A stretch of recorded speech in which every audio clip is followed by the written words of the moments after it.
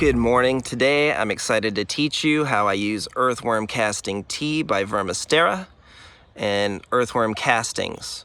I really like their products and I've seen some great results here. So look at this axe cutting here. I took it from the plant, the mother plant, on April 19th, and these two cuttings are extremely vigorous, and I've been using VermisTerra on them since they started rooting. Now, in addition, here's a Bean Hoy white variety. You can see what a typical dragon fruit cutting looks like before it roots.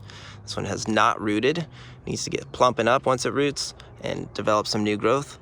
But this Robles Red here looked worse than that one back in March, and look at the new growth on it. In fact, I was really worried. I didn't think it was gonna take or survive. And now, look at it. And I really think it has a lot to do with earthworm castings. So I do not use chemical fertilizers.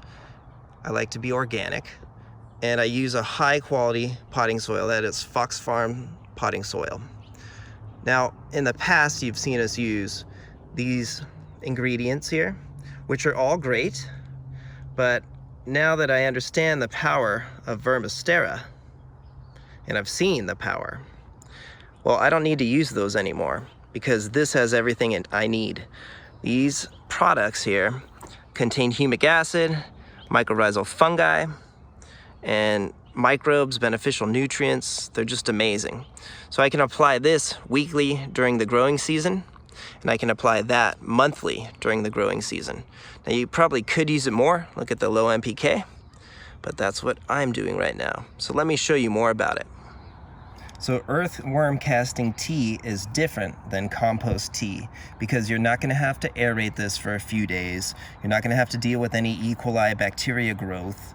And this product is shelf stable. So it will last for a year, and I believe it takes them several months to make. So they probably have some interesting process that they use to create this product.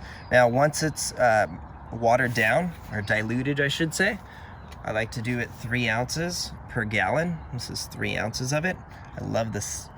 I don't know if I love the scent, but it has a very unique smell.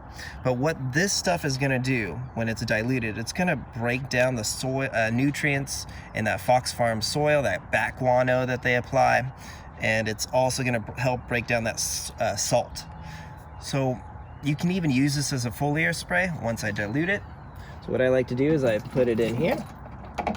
And as you can see, I leave my tap water out. Now, you can use tap water straight from the hose, but I like to let mine sit out for a few days to kind of minimize cold shock and, to the plant roots, and also to get that chlorine to kind of get out.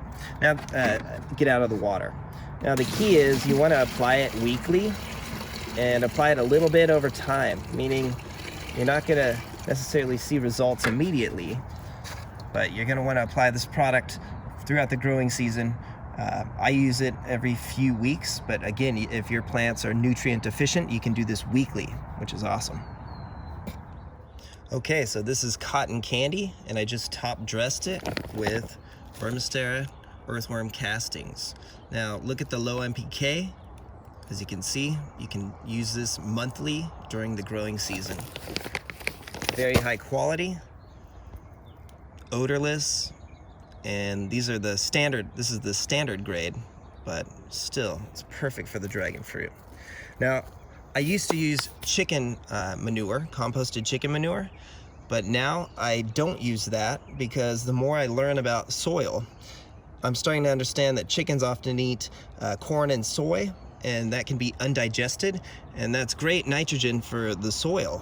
However, that will lure pests and nematodes, which you don't want in your soil. So I'm stopping chicken manure, and I'm just gonna use these earthworm castings and the tea that I'm about to apply.